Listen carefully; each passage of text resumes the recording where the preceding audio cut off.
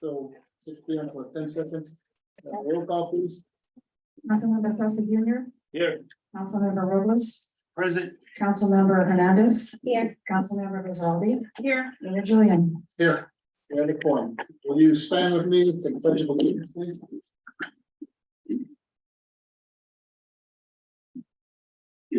Ready? Begin. I pledge allegiance to the flag of the United States of America and to the republic for which it stands, one nation, under God, indivisible, with liberty and justice for all.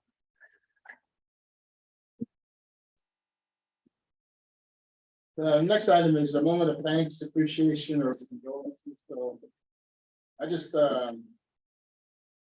asked Todd if he would read this. It's from and Larry knows about this. Yes, sir. Yes, Mayor and Council, I'll just say this is a placard, whatever you want to call this. Trophy from the California chapter of American Planning Association Central Coast Section. As you know, we won this award. It's the 2023 Award of Excellence for the City of Guadalupe for the 2042 General Plan. And it's presented to the City of Guadalupe, Arizona Julian Mayor, Todd Bodum, City Manager, Larry Appel, Planning Director and EMC Planning Group. And it's a comprehensive plan for small jurisdictions award. And we just applied for the State of California Award, which would be similar, but on a larger scale for this. And so there's one here for the council or the mayor, whoever wants it. Then there's an extra one here. And I want to present it to Larry because he, Yes, please. you know, he did a lot of the work. So.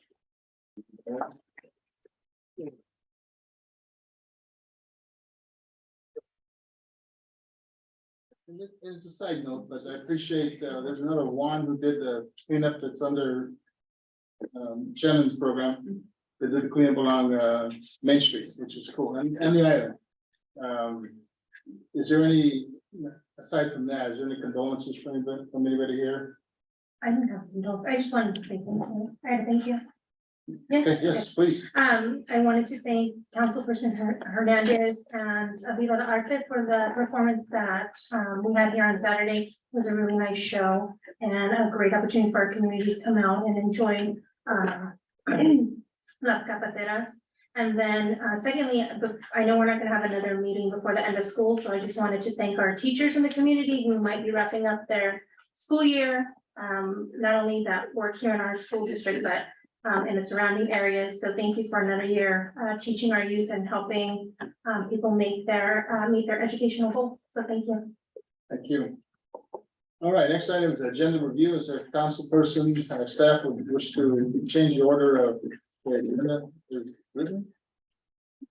See no hands. We'll go to item 5 is community participation. I have one item. If there's anybody in the audience that would like to say or mention, bring up a topic that's not on the agenda, you can either raise your hand or fill out a form. But this one is from Shirley Boydston, and it's to all city staff and those that may have not contacted, and all in the chamber tonight and all listening at home. There's 8,500 people, Shirley. Please come to have a piece of cake and cup of coffee and tea or lemonade on Sunday, June 4th.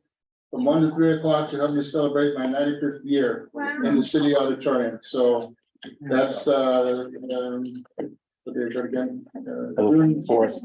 Yeah, June Sunday, yeah. 1 to 3 o'clock. So bring all your kids. Thank you, Shirley.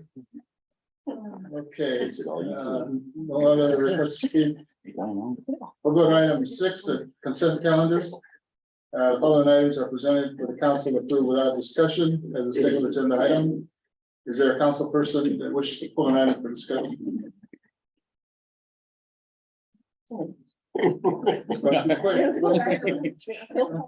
Try to get out of here. Is there a motion to approve the item, the consent calendar? Is I'll motion to approve the consent calendar. there a second? I'll second. Motion second, any discussion? All those in favor of the motion say aye. Aye. Next item, the city administrative report, information only. Yeah, aside from the written report, I just wanted to mention that I had sent out an email, maybe prematurely today, to the city council about setting up a joint recreation and parks commission city council meeting to go over the fee schedule, and it's sort of tough to get these together and quite frankly this soon, and I just thought, and I talked to the mayor today, and we thought it'd be better if we went by a committee of the council, maybe two council and maybe two recreation, and come together that way. And then it'd give us a little more time to gather some more facts and information as it pertains to actual costs. So what are your thoughts? And in addition to that. Yep. Is that we need to have the finance. Engineers, yeah, yourself. yeah. I think we're so close to the budget processing for next year that it'd be good to have all this data before us so that we know what we're talking about in terms of these schedules, so. So I don't know, we can later on determine who would represent the council and the city recreation commission, so. Sounds, yeah, we can work on that. Yeah, we'll work on that, we'll connect with Todd. So, Sounds good. okay. You want to elaborate on your report? That's very detailed again, so. No, I'm just interested in this idea of maybe we had talked about that Melrose idea, and that'd be interesting to see if there's a group that's going to come and present next week on another matter of unfunded liability and PERS. They also work with Melrose and special assessment districts and a way to maybe bring forward something that work with the city attorney to look at assessment districts as a way to generate revenue for the city for public safety and recreation. And we have a meeting next week with SBK, Caltrans. yeah, at next week, we have a meeting with them on Highway 1 and 166 Caltrans, May 30th from 3:30 to 5. Okay. All right, any Okay. questions, Todd? All right, next item is Director of Public Safety, Chief Cash. Thank you, Mr. Mayor, council, and staff and citizens. The only thing to really report, Operation Night Tow is continuing. You can see it all over Facebook. Thank you, everybody out there. We've majority of the cars we've been towing so far have been for expired registrations. Just to give people an opportunity, we do not tow anything under a year that have that as far as that. Thank you, Phil. And right now we're starting to move toward the okay, Cash, will you do something? yeah. Since we got, no, I'm just kidding. Go ahead, Chief. Start to use more toward the trailers. I hope most people have pretty much noticed a lot of vehicles have been off the streets, but we're getting a lot of people that do come into the office, but we're also assisting with people. A lot of things they don't understand about DMV. There is provisions if you cannot pay in full, that you can make payments, but you got to show hardship. So we're also sharing that information. So we're trying to do both ways, letting them know this needs to be done, but also trying to give them an out for those who are caught in as far as financial hardship. Other than that, that's my report, unless anyone has anything else. I think we do have a school safety committee meeting tomorrow. Okay. Real quick question, when you say a year out of violation, what, can you elaborate on that? Yes, what usually happens is you're capable of giving a citation or a tow the day after, or at least the month after Correct. a vehicle has expired. CHP, California Highway Patrol, usually kind of suggests let's do 3 months, because sometimes they could be in process. Right. Most law enforcement would try to wait 6 months just in case there's some kind of snafu. We push it back to almost a year. And so we're trying to give everyone an opportunity to try to get their vehicles taken care of. And once they get impounded or towed, where do they go to? Santa Maria, I don't remember the name. It's I have it on. Black Road? No, I'm the name of the company. Oh, I forgot the name of the company, but there's only really 2 companies that are really doing tows in Santa Maria. So that's where most of the cars, and we've worked out a really good plan is they come here so that because they have to get a police release of their vehicle. So they got to come to our office and pay fees to get the vehicle released. And then they go over to the tow company to get their vehicle. And the tow companies have expressed that they really like that because it's less confrontations at our office, so that's why they're kind of happy with that.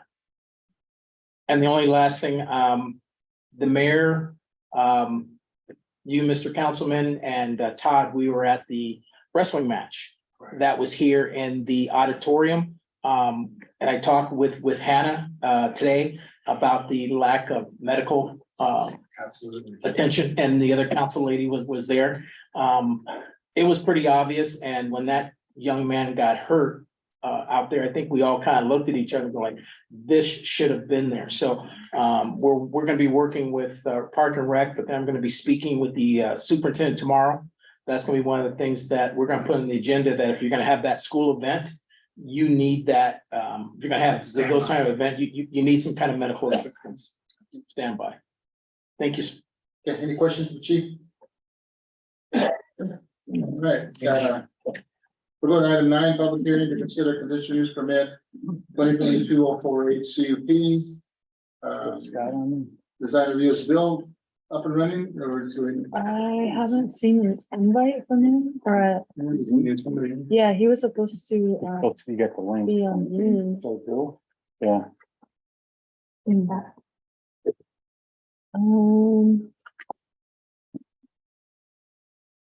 you put them on. Scott is asking if you're letting him in. Hi, Shirley. he hasn't. popped Happy up on birthday. at Screen all. free. Come on in. Come on in. Is there bills there? Or is- No, no one's on here. It's just us right now. Should we I do- got should we do it off of a cell phone? I don't know if he has the right. He couldn't physically be here. Yes, right. We'll go take a couple minutes to see if we can connect. If not, we'll move on. Bill, they're looking to get you logged on. Have you He might be on Zoom, but I don't know if he has the right link for it, because Okay. Juana Anna said sent the that link, she so- sent it to him. Yeah, He says the host has another meeting that's going on right now. I think he might have gotten the wrong link. link, Yeah, well, maybe. that's because that's part of your software. Let's see. Did I have him cancel and come back in again? Give me 1 second. Let me see if there's more than one meeting. Well, I can't reset it, Scott's been but trying to get on too and hasn't been able to. it should be this one. Let me see. I wonder. if Definitely I don't want can- to cancel, so. No. You know what I mean? Okay, there's some stuff I did. There should be. Codes. I think he's just on the wrong one.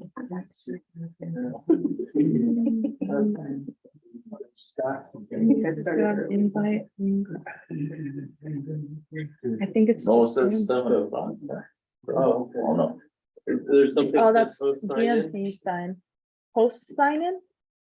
On his? Yeah. He's seeing that on his screen. Resend him the link. The only thing is I don't have access to this email. I don't either. Let me see. I wonder if it, I think I can do it off of my phone, but I just need to figure out what the link is. So Do that you I want to can send an email invite again to him and the other guy? And then I'll have a block who- off of it. Here's, I got a paper copy of this, so will that help? Is this the? Okay, Started, don't you? Yeah. but I don't, You can start the meeting. How about? no, it's already started. So we're right here. So it's already on. It's just that I think he might have the wrong Zoom link or ID meetings. Well, just give it to him. Well, I'm trying to see if it shows what the number is so that I can match it up correctly. That's the one that was, I think, sent to him and Bill, or Bruce Scott. I mean, he should be on it. Yeah. That's the right one. Let me try. Otherwise, you're gonna have to do it by cell phone. What is Bill's email? Bill. We went to that. We went to that. Is it, do you know what Bill's email is? I don't see it on his. And I don't. I can have go to it. my office and get it. I don't have it memorized. I don't think I have any Or can emails. you send us to Larry and have Larry send it to you? Larry has it, yeah. Larry would I have it. don't, Larry, do you have his email? Do you have Bill's staff email? Hold on, Bill, I got it. Bill and Bruce. Bruce is another guy that knows about cannabis. Well, he's on the phone. I was telling Hannah what the email is. Yeah. The Bruce is up next, too. Bruce is with Bill. Right. Yeah. Figure it out. Where's that located? Shanna. Here he comes. Oh, I got him. Oh, you do, okay. Yeah. is he on it or? Okay, this is his email. Okay. Brim, BREM, Scott. That makes sense. If you have a come in, Yeah. You're right. Is that the only one? Uh-huh. Okay. Yeah, I'm just not. You got a nasty nail coming out of the back of this thing. Huh? Oh, don't let me stab myself. So do we need anything else? Right. Let me just, Should I tell him to hang up at this point now and, or log off? yeah, ask him to log off and then I'm gonna send him the Zoom link right now. Okay. Yeah. Bill, go ahead and log off. And she's gonna send you another email that has another invite. Did we get anybody from Ag and? Yeah. In California that come over and get great.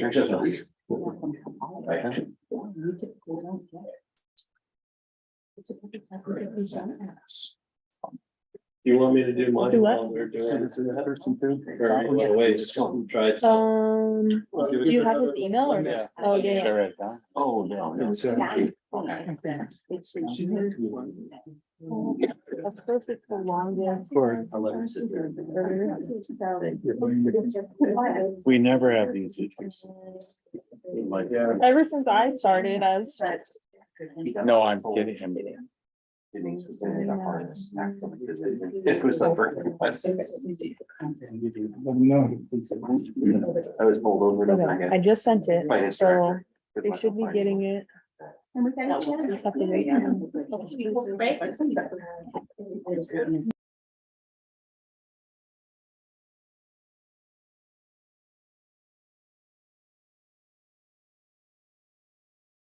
You can switch to Larry's. Yes, we'll go to item 10. If that's okay with, well, we're gonna have to do that. We need to Yeah. have Bill here. So item 10, public hearing to consider conditions permit Lopez H2A employee housing project. 40 agriculture workers located 4575 and 4581 10th Street. Mr. Larry. Thank you. Yeah.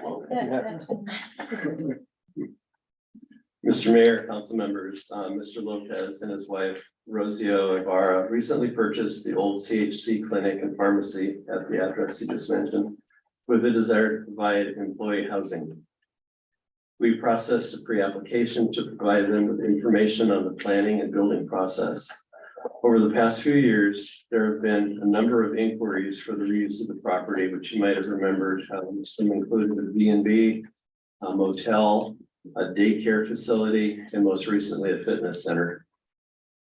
The formal application was submitted on April 6th and was deemed complete for processing on May 6th. Project description appears in the staff report. Also, you have a handout at your, or it came in your staff report. I don't know if you got it there last week in the binder or whether you have it now, but there's a really good packet that has color pictures and shows the site plan and floor plans and that sort of thing. To summarize, there are two existing buildings on the property. One at 3,470 square feet and then a small one at 585 square feet. The CUP would allow 40 employees in the large unit and 8 in the small. The owners don't have a contract for any H2A employment services, but under this CUP, the owners are going to require that a food catering truck provide breakfast and dinner at the property and then deliver lunch out in the fields. The project provides enhanced landscaping, picnic tables, and parking for 11, 2 of which are required carports. Owners have asked for a modification to the performance standards that would allow employee transportation vehicles to be larger than the 16 passenger size. Staff supports this modification for two reasons. One, the owners don't know who they're going to lease to, and therefore they don't know about their transportation vehicles. And two, the property has tall solid wood fencing, which would screen any large transportation vehicles. To be able to approve a project like this, one of the major things we have to do is approve findings for approval. And the main one in this section is compatibility with the neighborhood.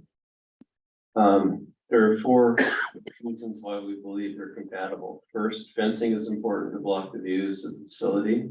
Those fences have been up for several years, and regardless of what the uses were going on at the time, they still pretty much contain those uses within the fence line. The north and east of the site contain multifamily housing. The other two have single-family housing.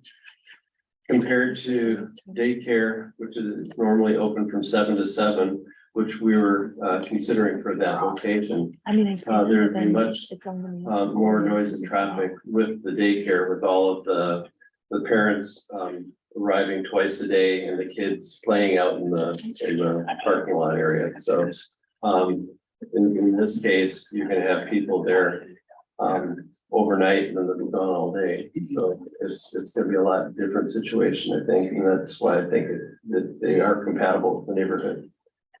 Under general plan consistency, the staff report identified 2 goals and 1 policy that are applicable to the project, and staff has found the project consistent with all 3.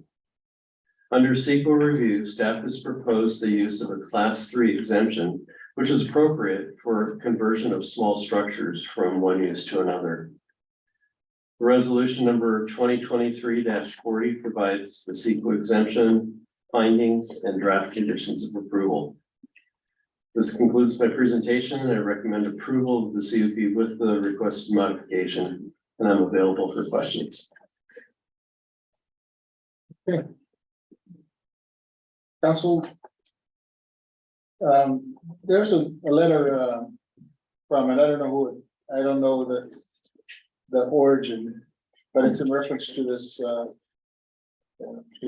what we're dealing with right now with the H2A employee housing. And normally we don't read letter, it's in the records in a sense.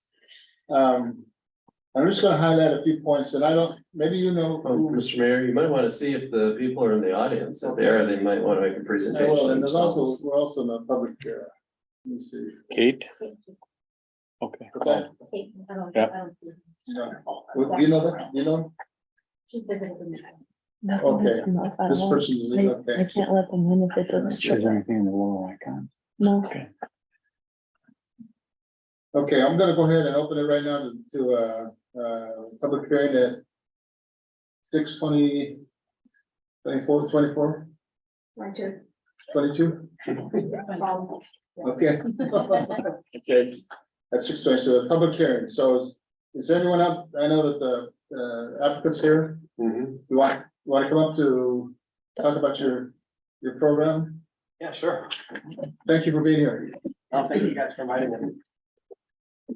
Good evening, everyone. My name is Daniel. I am currently one of the owners with my wife. I currently live here in the city of Guadalupe in Pasadena. Megan, I know you live on that side of town. So anyhow, yes. So me and my wife came across this building actually 6 years ago, maybe 7, when it was actually for sale. And Mike came across it and he bought it. But crazy thing to know that it was for sale, and it was, I think, our opportunity to find something useful out of that building. Thankfully, I've been working with Larry since last year about making it into housing. He's been very informative and giving us good, robust details if it's something that was going to work or not. We knew that I had to go through a conditional use permit. That being said, I also consulted with Adam's architect, Guillermo. He's consulting me as well. Well, long story short, I've been doing my due diligence to see how will this also impact the neighbors, the surrounding area, and how was this also compatible. If I was a neighbor of that area, it would want to make sense for me too. So I definitely feel it, and that's our #1 priority for myself, my wife, as business owners, that it makes sense to everybody. So we're willing here to work with anyone, any kind of concerns. that gets brought up. So, yeah, it's actually the building top, if you guys notice one of the pictures right there, building A, it's actually 32 employees. And building B is gonna be for 8 employees, so a combined of 40. That being said, it can be less. We don't know the leasee, what kind of contract they would want. But we're assuming that the state of California would also allow us to make it up to 40 employees. So this is still all in the works. That being said, one of the things too, that it's important to us is our neighbors. You know, we want to make sure that our neighbors are getting taken care of. I did see the email that was brought up. One of the things too that I asked from city council members, one of the exemption was for bus parkings. All we asked is just for one bus. Because I would want them to make that also into my policy. I wouldn't want it to be multiple buses parked in that premises. You know, I think from an insurance standpoint and the liability, it only makes sense to probably only have one large vehicle parked there. A lot of times, just to kind of give you guys an idea of H2A housing, a lot of these employees get contracted outside to get brought to here to work for seasonal, depending on the company. Some are for strawberries, broccoli, etc. Some just come for the specific peak season. Have you guys noticed? We're already into May. The harvest got messed up during rain. We still don't have H2A employees just because we're barely catching up. So a lot of times, just one of the things to bring out is that there won't be always employees at this facility all year round. So there's also a break in between. But as a responsibility to myself and also to one of the ordinance is to keep the building maintained and up to cap with no weeds, freshly clean every single week. And there's also be security roaming once a day to ensure that the building hasn't been broken into or whatever, you know. So yeah, that's as much as I have to say in regards to the project. Any questions that you guys may have towards Wanted to mention your contract with whoever ends up signing in some of the conditions I in think they that. might be able to do that. yeah. Log in with So the go over the ID. contract. So yeah, Let me try it on one of the phone things real that we brought up to contract is like, first is health and safety. We make sure that once we'll have surveillance cameras all throughout the building, also facing on the outer area. That's what I didn't bring the contract with me, I didn't think I was gonna, but I'll brief some of the important things. I'll make sure also during our contract that the employees that live in that facility only stay within the facility and don't roam around in the neighboring area. We don't want them to hang out on the sidewalks across the street because then that can just cause the problems and noise and, you know, cause other neighbors to be uncomfortable. Also, when it comes to, let me do an agreement that any type of complaints, 2 complaints after proven fact, I am making the leaser of the contracting company to provide security. I think that would just set the standard really high and allow to the companies to really hold their employees accountable and for any kind of negligence. One of the main things too, I also brought up the proven fact that there's any kind of allegation, sexual misconduct, drug, alcohol use at premises, we do ask the leaser to expel that specific employee from that premises, as we wouldn't want them to be around those the neighbors and, you know, employees. I work for a company myself, for an H2A company. We run a company runs about 350 employees, and I can tell you, it's nothing to what it used to be and the stigma it had back in the days. Things have been regulated more and more through cities, and we find it as a company that I work for, they're very mindful and very organized, and there's how do I explain the word? There's structure. So it helps it work how it's supposed to. Anything else, Larry, that you think is important? Okay, great. Any questions? Just, Yeah. you mentioned, you saw the email? Yes, I did. Okay, all right. In reference to that, and this is to the city staff now, in terms of the notice, one of the items was noticing that there wasn't noticed, didn't give enough time for this to be reviewed. And that's a question to Larry.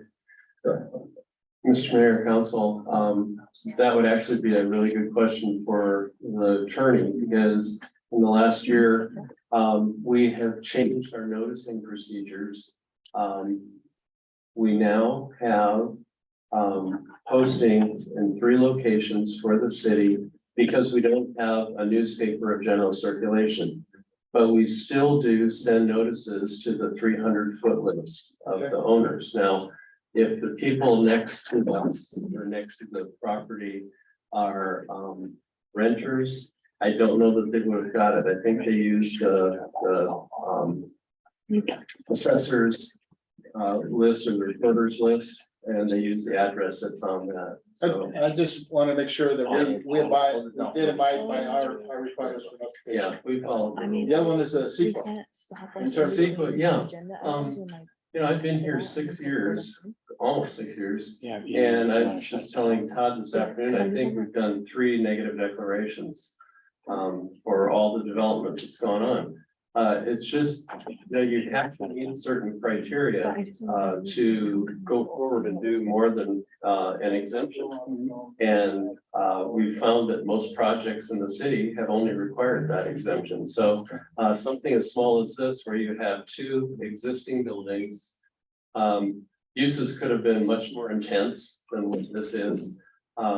We saw no need to move forward with an initial study or a negative declaration. That actually, that relates to this question that was asked, so, did you communicate with the Buddhist church, or did they communicate with you? The property, there's a big parking lot just to the north of you, and the Buddhist church across the street. Yes. If you noticed it, no, and there was no response to, to the notification. They've been in communication. We've actually connected and touched around it. We told them at the same time, we weren't too sure if the conditional use was gonna get approved or not. So I was just on its housing, it can pivot 2 different ways, so that there's been that communication. And yeah, that's pretty much it. Very, very little, not a whole lot, but I know who they are, and our number 1 priority is making sure that, they feel comfortable and with us being there, but. They're very good Yeah. neighbors, in my old life, I was director of the health center there. We were there for 10 years, so we had, maybe 40, 50 people going in there a day, in addition to the pharmacy, so this is gonna be a reduction in that area in terms of traffic. There's, the letter mentioned the kids, these H2A, as you know, they're out early, probably for 7 o'clock. And they're back in before and after this, it's not any impact on the. No, not at all. I work for one myself, sorry to interrupt. I work, Right. I'm actually a bus driver. Okay. So I'm up at 4:45 a.m. in the morning to go to the station, pick up the bus, pick them up, and they're out in the fields usually by 5:30 in the morning.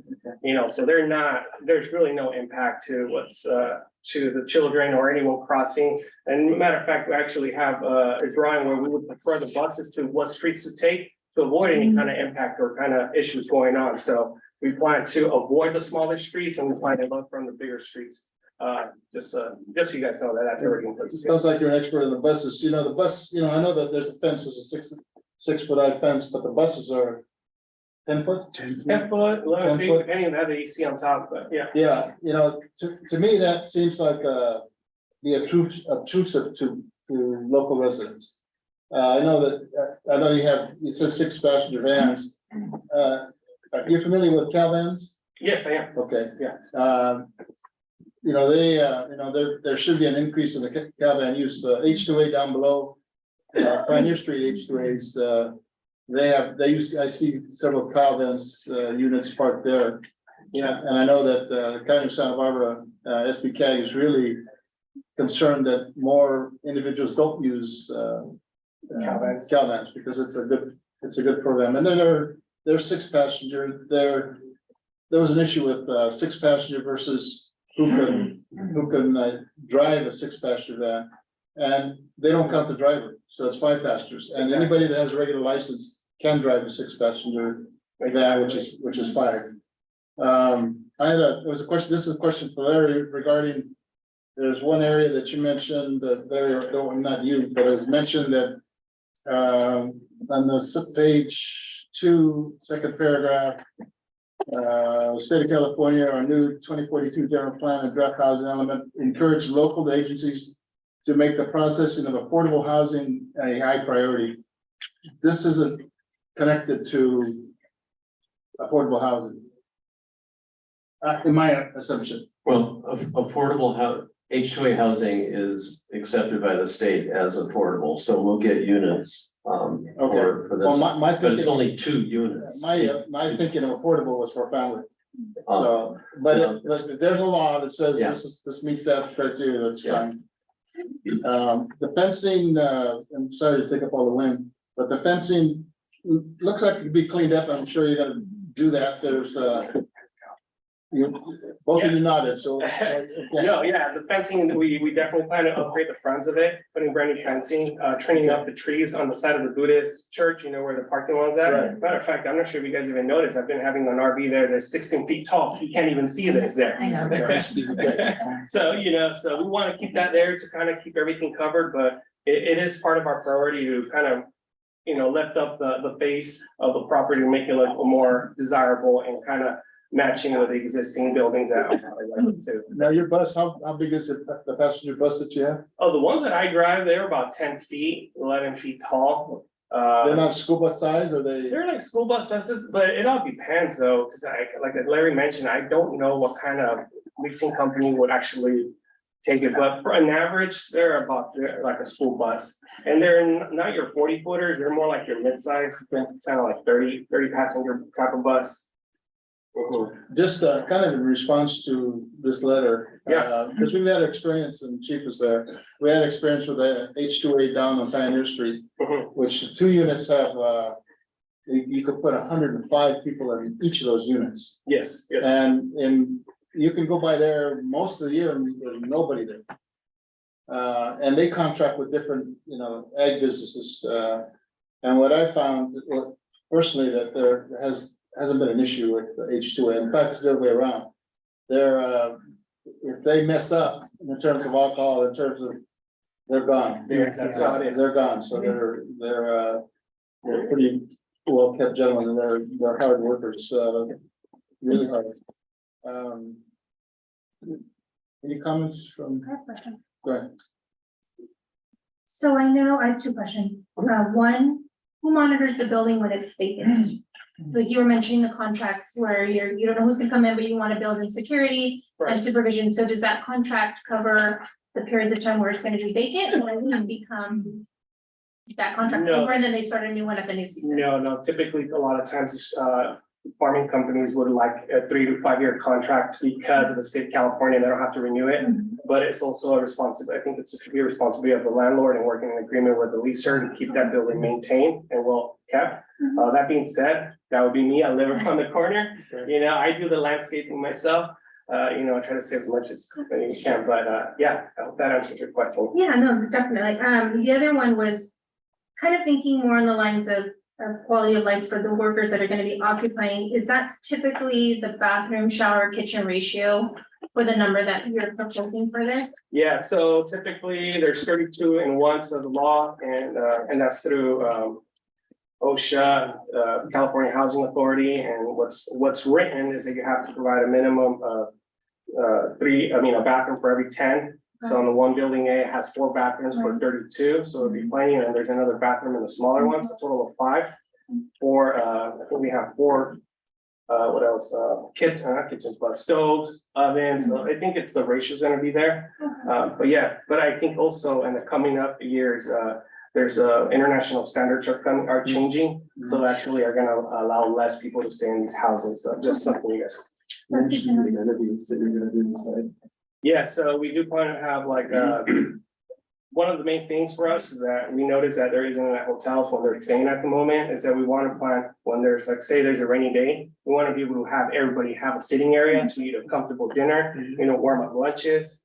We will have TVs at least throughout the entire building. The smaller bedrooms actually for 1 person, so some people will get lucky and have their own bedrooms with their own desks. And online stations, there'll be Wi-Fi, couches here and there to make it comfortable, and that's on the both premises. So we try to accommodate where it's kind of comfortable for everybody as well, where instead of them staying at a local hotel, so it's a better quality for them.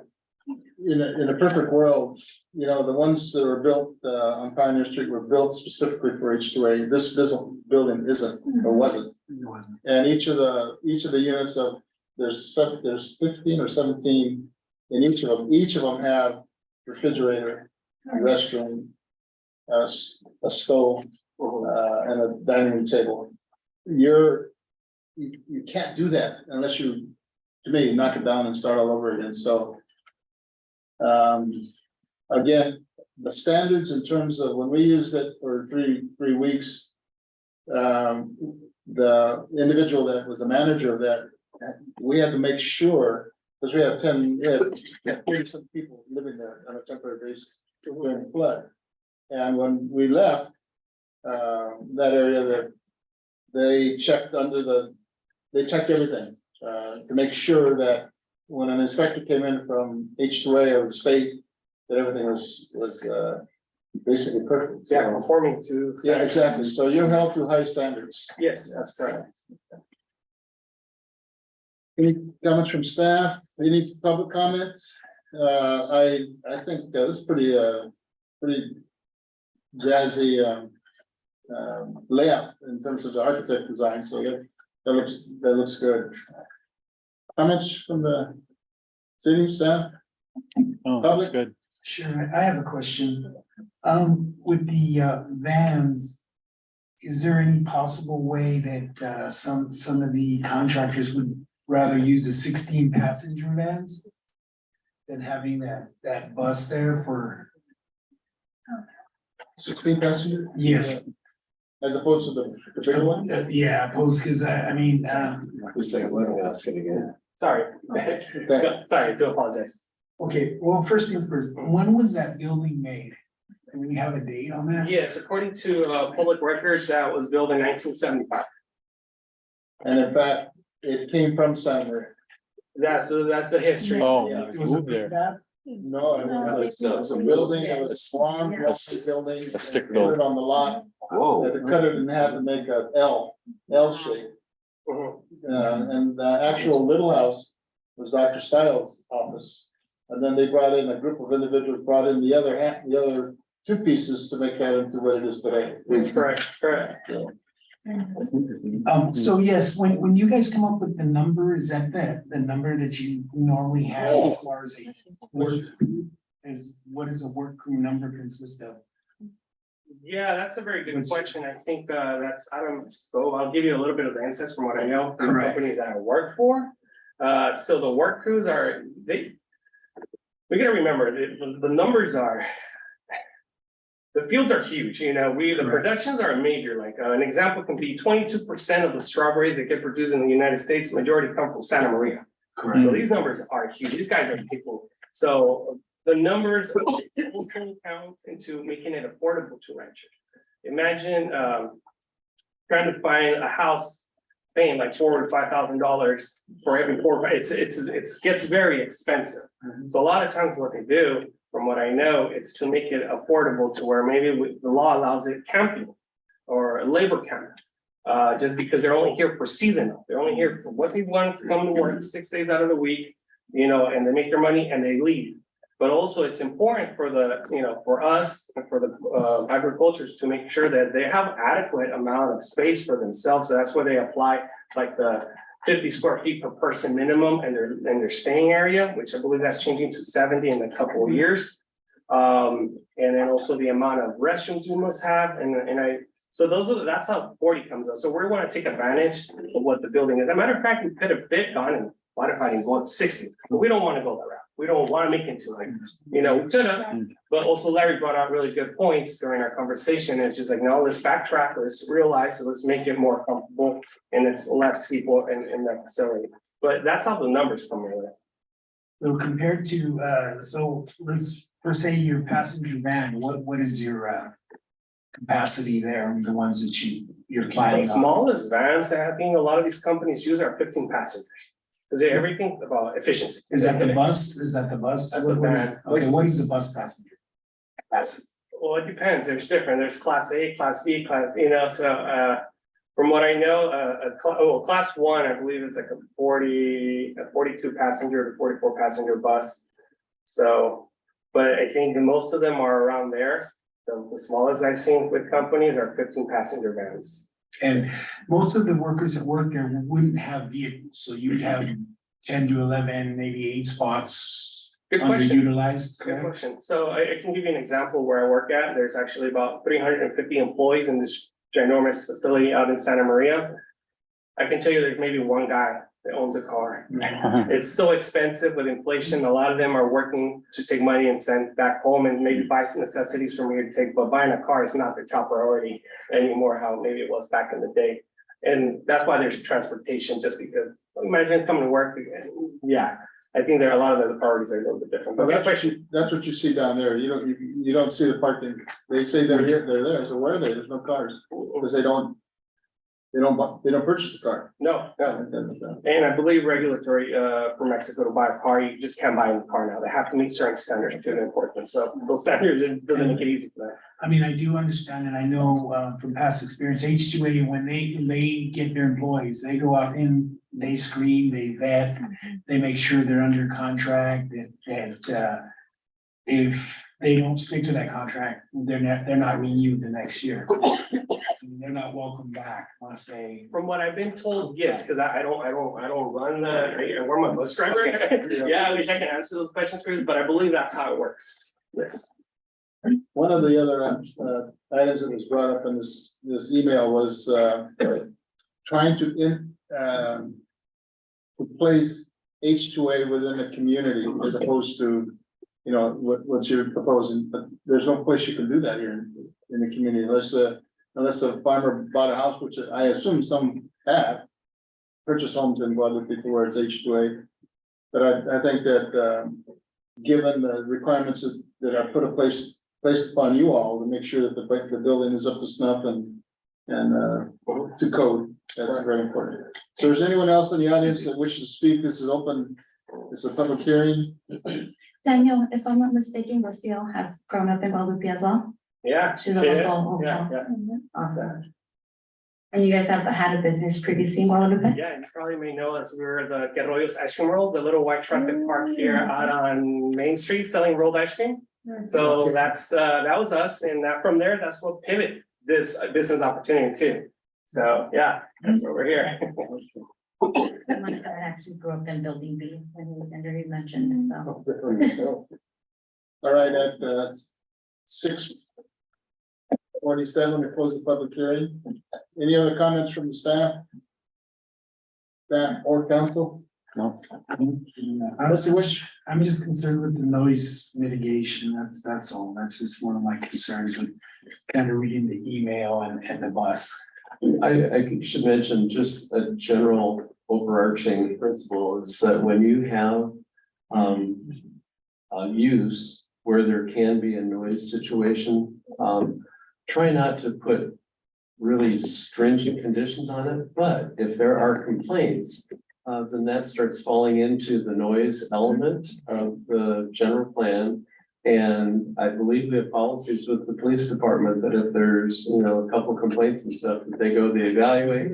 And at worst, they bring the whole application of the CUP back to council and we explain the situation. And then you have a choice of either saying nothing needs to be done, or you need to modify conditions, or just say it's just isn't gonna work, and you give them a certain amount of time for you to revoke the permit. So I think we can control it. You know, we should know where you live. So if there's an issue with that, we'll find you. Oh, I'm sure you guys will find it. Yeah. So what's the wish of the council on this resolution 2023-40? I'm looking to approve 2023-40 Is there a second? With the modification? with the modification. Thank you. I'll second. Any discussions? A roll call, please. She second. Not she, Councilwoman. Councilmember Rizaldi. There you go. Thank you. Councilmember Costa Junior, Aye. Councilmember Robles, Abstain. Councilmember Hernandez. Aye. Councilmember Rizaldi. Aye. Mayor Julian. Aye. All ayes except one abstention. 4 ayes. That counts as an aye. Thank you. Thank Good you luck. guys. Thank you, appreciate it. Thank you for your time. Oh. Yes, yeah. Me too. I didn't know that either. Were we able to connect? We're gonna have to, We're using alternate we're gonna have to solutions rig it. by, The alternative? on the phone through the microphone. Okay, And then, let me. all right, let's go back to, Can we do a quick technical check here? please. With Scott or Bill, please introduce yourself. Scott Burry? Bill Scott? That come through? No, it's not picking up right now. Want me to- It did. Put it on top. Oh. Oh, here, let's try this. Try it one more time, please. Okay, Scott There we Burry, go. That worked. Bill Scott, Okay. All right. okay. Are we ready? No. Hang on a second. Go ahead.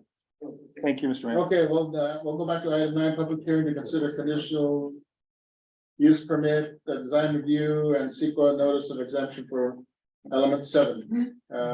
Bill and Bruce. Oh, well, thank you. I guess I'll start it out and then I'll hand it over to Bruce, Scott Bruce.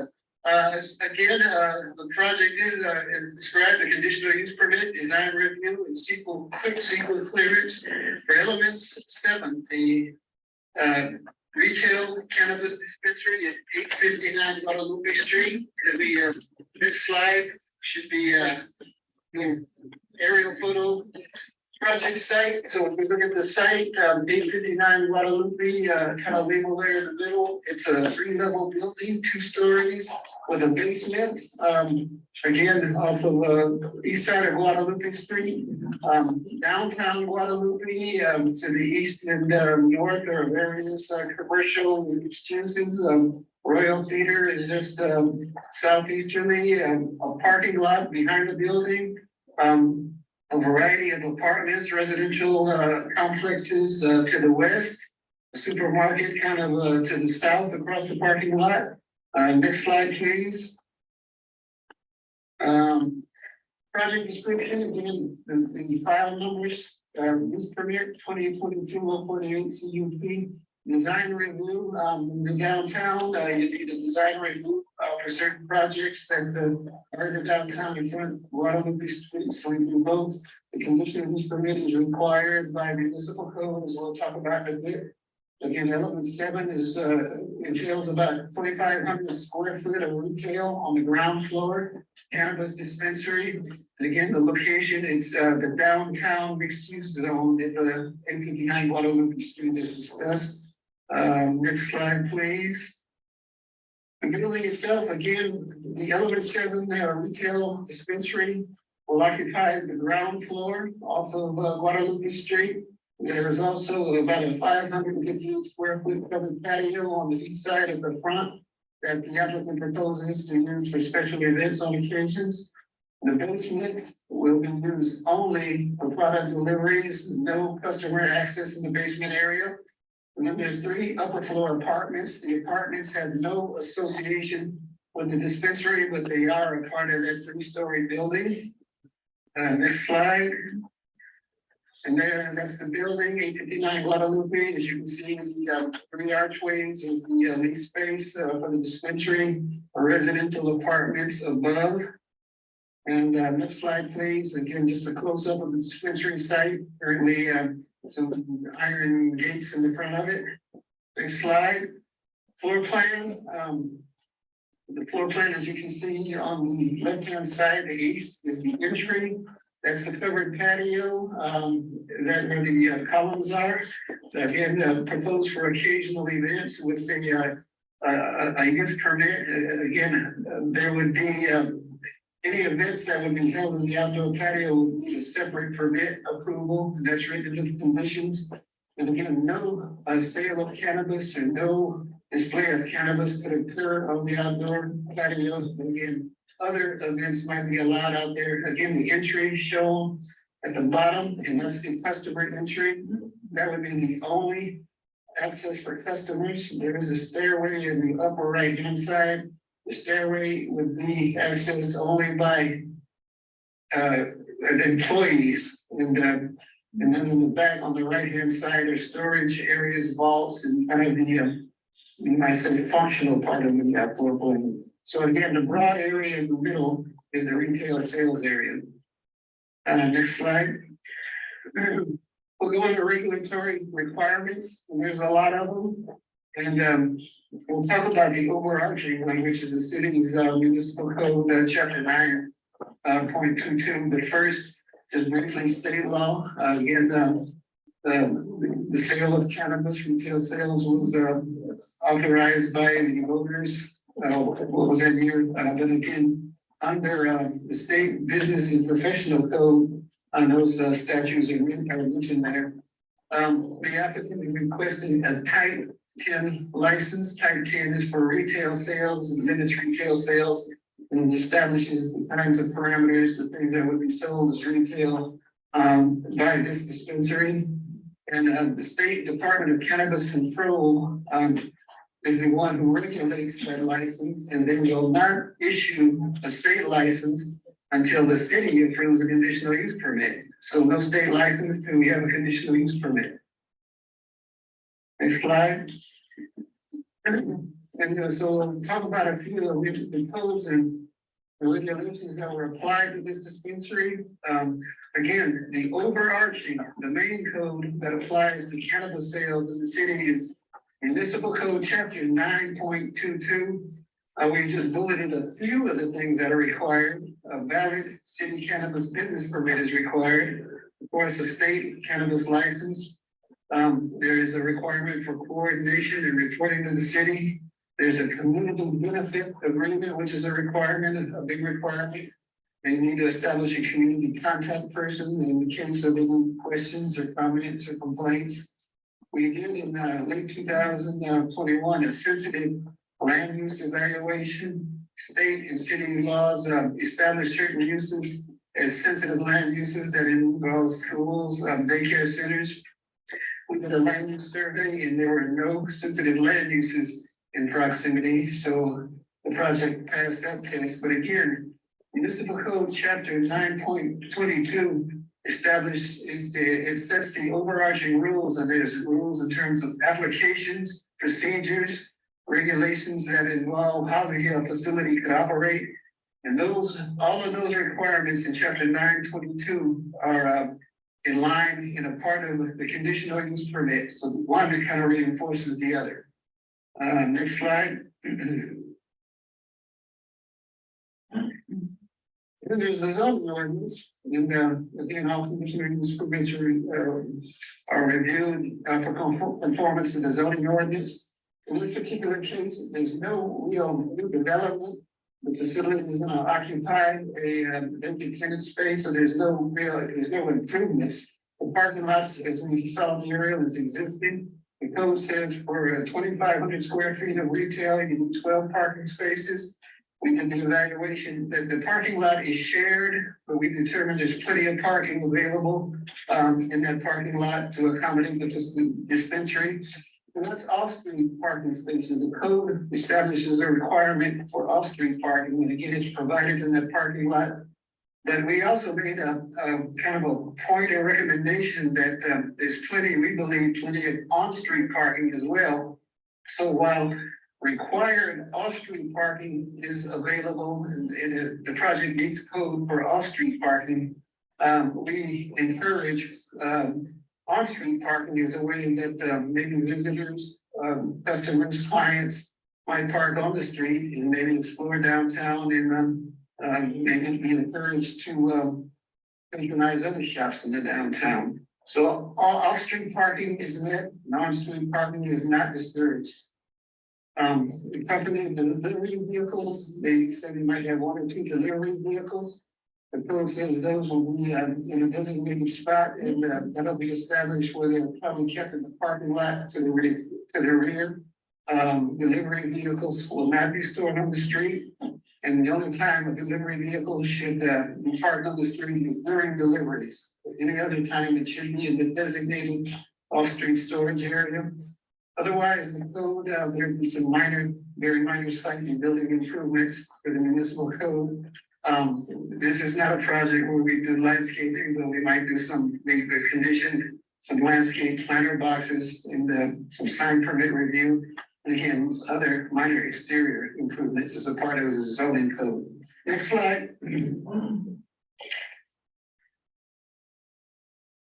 Our environmental consultants also applied several conditions that kind of, I guess I call industry standards. Scott Bruce is our expert, is going to kind of elaborate a bit more on those kind of, what I call industry standards, but some of those are camera plan. There's a product delivery and path of travel specification that establishes how the product is delivered, where it's delivered, and how it gets to a storage space, those kinds of things.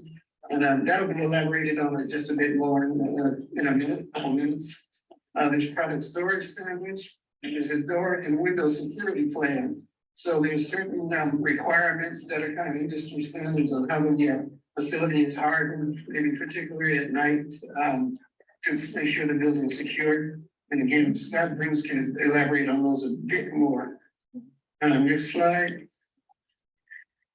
And one of the main things we always look at in terms of conditional uses, and especially a use like this one that caters to adults, is how does that conditional use fit in the neighborhood? In this case, like a couple of the things we considered was hopefully they have a lot of customers that need to be managed. Hopefully people don't need to be managed, but we anticipate a flow of customers, and we do need to have it managed in such a way that it will be orderly. Again, in this particular case, one entrance, there'd be customer identification, customer monitoring. There'd be security patrols, security officers would be dispatched, and those are conditions of the conditional use permit. It'd be on the premises before our operation, 30 minutes before the facility opens, during all hours of operation, and after operation, 30 minutes after. So security patrols, there's an outdoor lighting plan. Outdoor lighting would be established from dusk to dawn, 365 days a year, 24/7, in the evening hours. And 24/7 property monitoring. So the property would be monitored in some way, 24/7. The details of the 24/7 monitoring have not been totally worked out. But some of these things will be refined by a city staff and the applicant subsequent to approval of a conditional use permit and before final issuance of a cannabis business permit. But the property would be monitored some kind of way, obviously all day during operations, but also at night. There's a condition, we've kind of looked at some of the other facilities that Element 7 is run. They seem to have pretty good looking operations in other towns. But as a standard, we do have a site maintenance condition. There were some concerns that with that arcade, there could be people wandering in there and litter, trash, those kinds of things. But again, there's a standard condition that it would be routine maintenance, including but not limited to power washing of the front, the arcade area, the patio area, litter removal, those kinds of things. So those are among some of the neighborhood compatibility issues that were evaluated and our conditions in the conditional use permit. There are others. Next slide. So with that, just touching on some of those operational things, we looked at how the project conforms to the general plan. We looked at the economic development element and the economic development policy DE5 says the city will encourage new types of industrial and commercial uses to diversify the city's economic base. And we believe the project fits that to a T. The project would expand the variety of retail goods and services offered in the city, and it potentially would draw new retail consumers to Guadalupe. So again, that's only one of the reasons, element of the general plan. Next slide.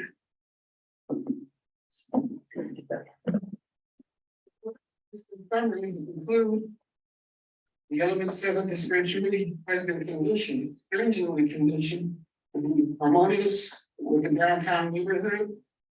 The facility incorporates industry standards as prescribed by our consultants. And so those standards are a part of the project. as applied by, again, municipal code chapter 922, as well as, the conditions of approval. And again, the facility will meet the standards of municipal code chapter 922 and the zoning ordinance. The facility will conform to all state regulations. And again, the retail dispensary will support the economic development objectives of the city's general plan. Next slide. The project is a class 1 exemption from CEQA, meaning it's just simply it's merely a tenant improvement, but obviously the change of use to a condition which requires a CEQA, an environmental evaluation. But again, this is reuse of an existing tenant space. I think it was formerly a sports bar. We're just replacing it with a retail use. So it's exempt from CEQA. It's a nice thing. Next slide. We had a recommendation. I think we have a couple of recommendations. One recommendation, but a couple of minor changes requested. I noted one, so where it says one minor correction, I think there's another one. And let me see if I can explain it simply. Condition 21, we looked at odor, potential odor, and it was determined that in this case, I think we did a major cannabis facility, 151 Obispo, some time ago. There was a lot more substantial odor concerns just due to the scale and the volume of that project. I think it was determined in this particular case, the scale is much smaller and the potential odor impacts are probably less and unlikely. However, we did have a contingency condition, that's condition number 21. If there were complaints that the applicant would comply and maybe make adjustments if on the chance there are odor complaints. So we do have condition 21 and we would add E, and I don't know if I need to read the whole thing.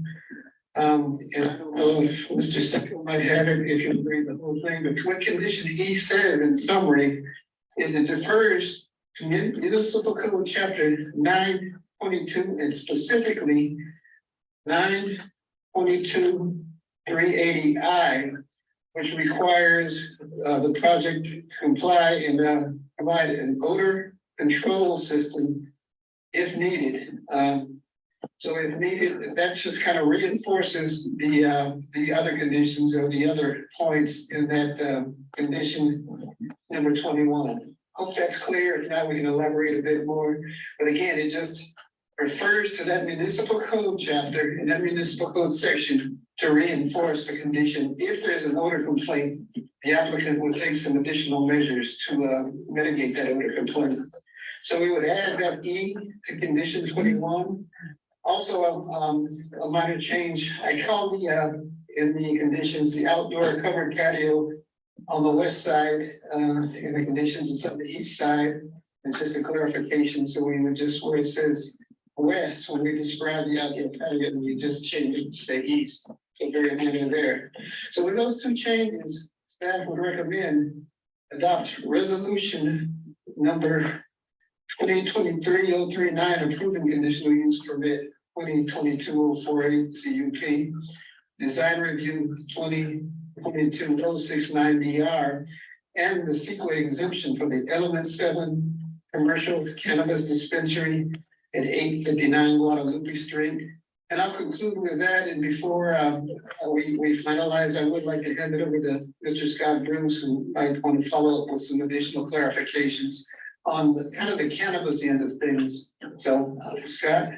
And thank you, Bill. Council, thank you for having this presentation.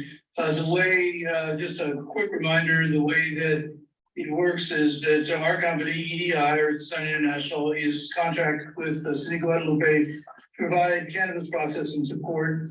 HDL has helped the city a number of ways, including starting at the beginning as the ordinance was being developed. HDL, we worked with HDL to, they provide security input, security and manifesting and path of travel input. Their folks have spent a number of years in law enforcement, so they're a great help. So we work together as we provide comments and conditions to city staff, and Bill's done a great job. Just a couple quick things that I'd note is, yes, this is there's no new floor area being created. These are all tenant improvements. The way the building works is that the public can come in from Guadalupe Street, move to the west and go in on the first floor.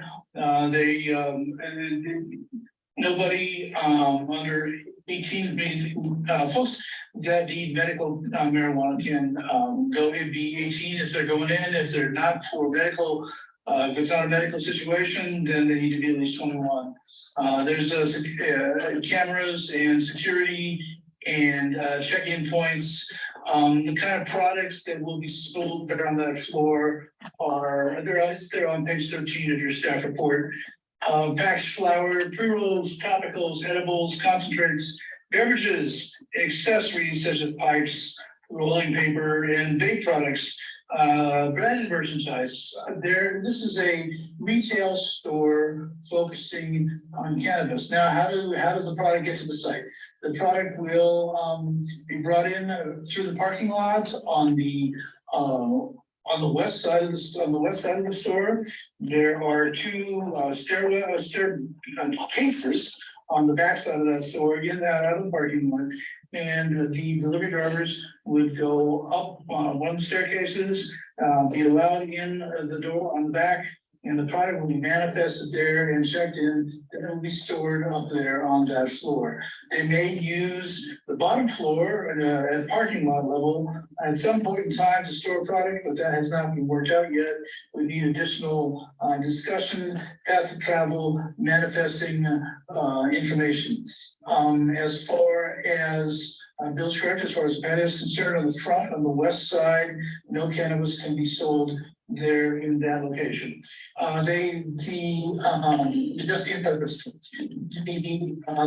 applicant indicates that there will be one or two delivery vehicles per day. This is not a high volume as far as deliveries operation. Most of the traffic will, we anticipate to be foot traffic coming in off of Guadalupe. All in all, they have a security plan in place. They have manifesting in place. They have security for roll downs for their coverage for the windows. And we, along with HDL, feel that they have done due diligence, and this is a welcome-like operation. And we have no additional concerns that address the concerns that we brought up.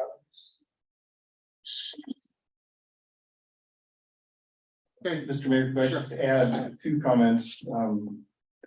I mentioned the addition of the condition about the odor to the applicant just before the meeting, and explained that it's essentially just confirming that the Guadalupe Municipal Code applies, whether it's in the conditions or not. But I wanted it in the conditions stated so that it was clear that it applied. And second, I think the staff report indicated that Mr. Bruce had determined that the odor wouldn't necessarily pose a problem. That's not exactly what he said. He believed it wouldn't. So it was a little bit stated a little bit too strong in the staff report. We won't know until it actually starts operations, but we don't anticipate any problems. Thank you.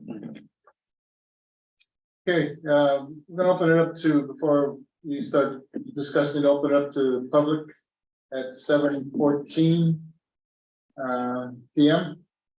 You wanna come up? Yes, sir. How you doing? Good, yourself? Good. Good.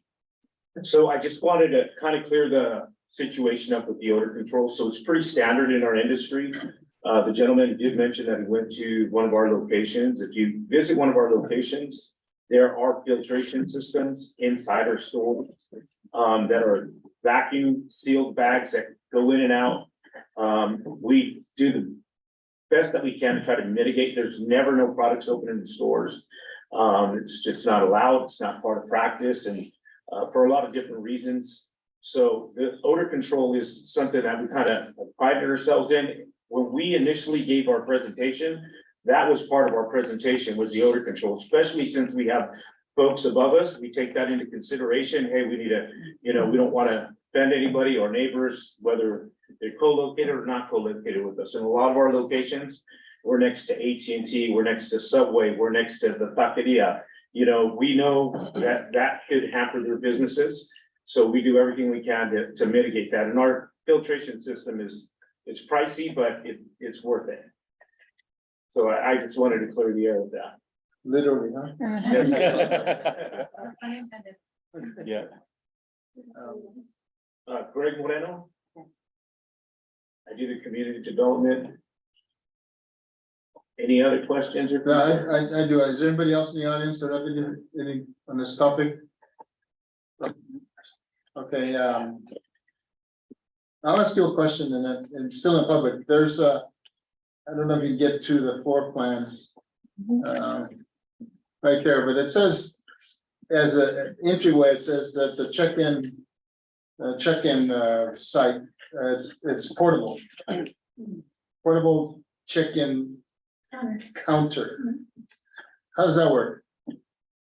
So, because there's 2 layers of security, we're gonna have sometimes, depending on how busy the day is, really. Right. You gotta have an area where you gotta check folks in and then have them sometimes wait. We only want a certain amount of people on the floor at a time.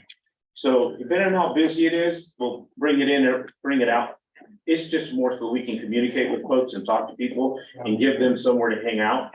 But it's really depends on how many folks we have on any given day. It'll depend on whether we move that. It's on a laptop, we check folks in, we interact with folks as they're coming through the door. If you go to any of our facilities, we always try to do that. Try to keep people out of the elements, but at the same time, try to communicate and establish those relationships with them, so. You know, and we do have a letter from Lupe. And it's regarding the actual covered patio and the wrought iron. And I don't, looking at that, and I don't have a problem with it. One of the issues that we have, to me, is we look at the Veterans Building, there's in the restroom area, there's no fencing, no doors. And people use that as a restroom. And for years, we've had problems with that. And to me, if you're going to have people check in, are they gonna be waiting? If the wrought iron is taken down, are they gonna be waiting in that? It would seem like you would have public. If we need to take those down, then there will be no portable. Well, my concern is that if you have, my opinion is to keep them up. Yes, we agree. It's an extra layer of security for us. Exactly, and especially if you have someone, today, I had to get some rub. Grover. And the security side of things, first of all, they had 2 security guys there to begin with. And you have to, show your ID and all this other stuff, and then you go into another area. That's why I'm looking at this, this portable. They're very secure, as probably your other sites are the same way, that you have. So like San Francisco, the actual location, the whole location is probably the size of this facility. Okay. And on any given day, they do 15 to 20,000 a day. So we can't have all those folks inside the facility. Yeah. So we have pretty much a podium like this, we check people in. We got folks, unfortunately, there's folks standing outside. And what happens is we run folks through as we need to run folks through, so. It just really, really depends on space availability. And you want that customer interaction. You want folks to feel like they can talk to the folks at the door. And then, make people feel comfortable about coming in and asking questions. Well, in my particular situation today, they only allowed, because they only had one person in the back, that's controlled. You can't have people meandering around, which is good safety. Yeah, exactly. Safety measures. We're still young in this industry and, it's better to be safe. And I think with these raw irons, like if there was an event, I would want to make sure that my child is sneaky. He doesn't like sneak in with those raw irons, right? Gummy bears.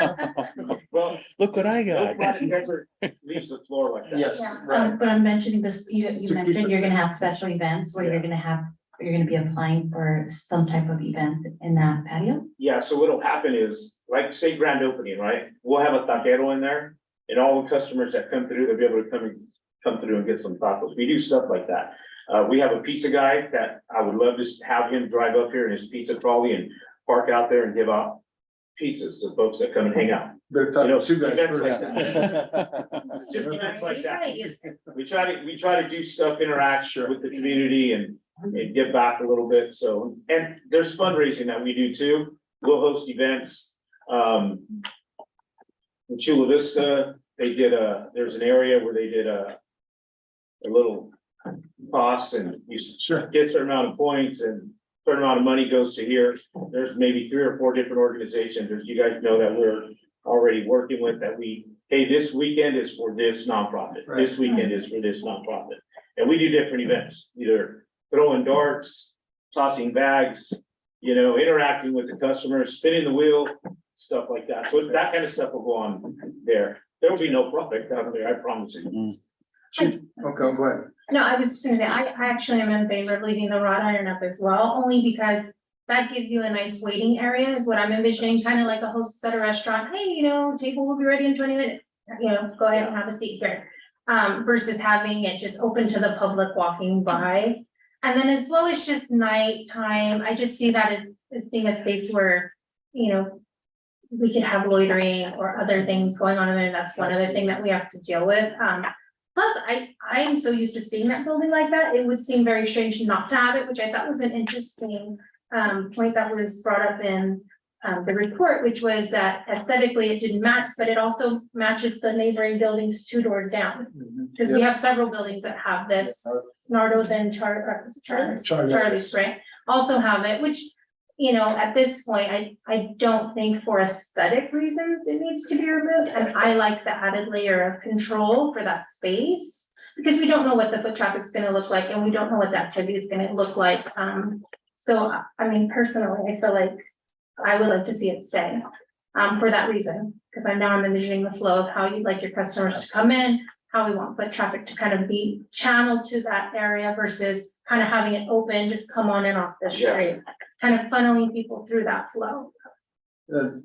Chief Cash, do you have anything to say about the whole thing, but security side of? No, sir. You're good? All right, perfect. And another, one more thing, just, I know, there's different viewpoints on, this type of industry. Something just to remember is, we were the last to really come to the table with having a dispensary in town, having cannabis here.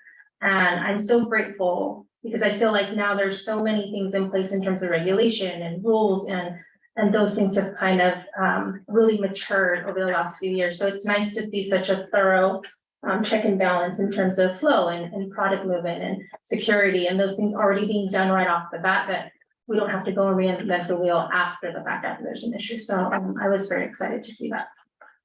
Did you want to say anything? Yeah, I did some sort of qualitative research and talking with other city managers about this type of business.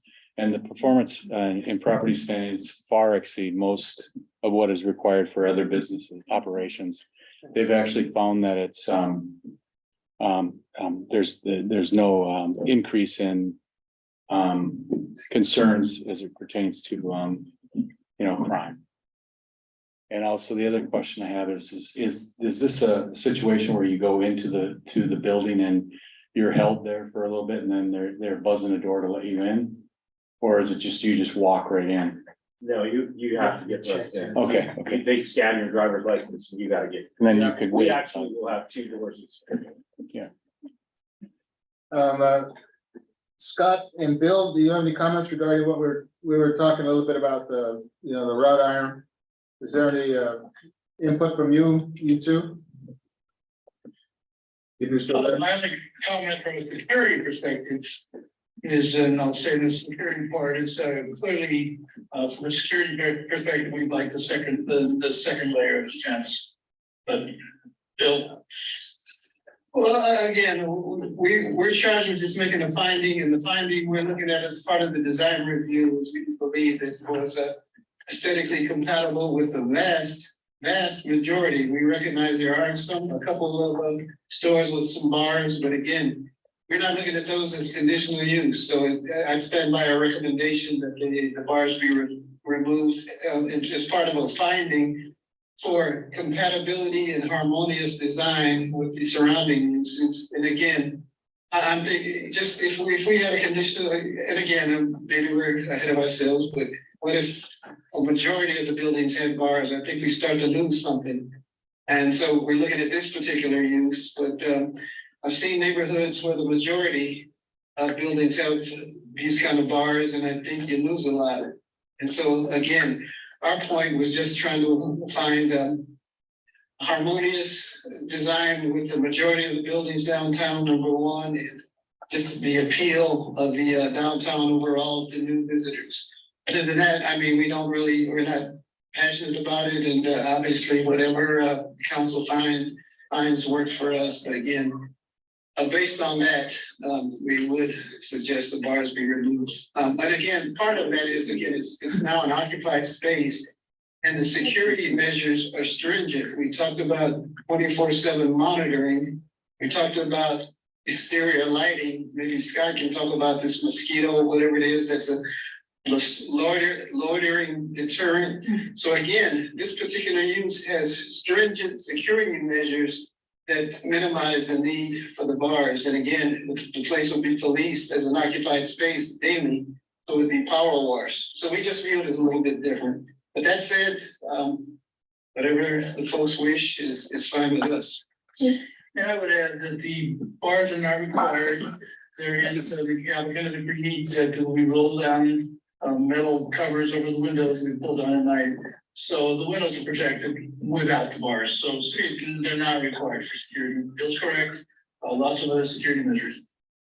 Mr. Mayor, real quick, if the council decides to allow the bars, I wanted to ask the planner about how to modify the condition, whether to strike it altogether or to specifically say that they should be allowed to be to remain. So I'll let you make that decision first, but I do want to ask that On the question. consensus side, are you good with the bars?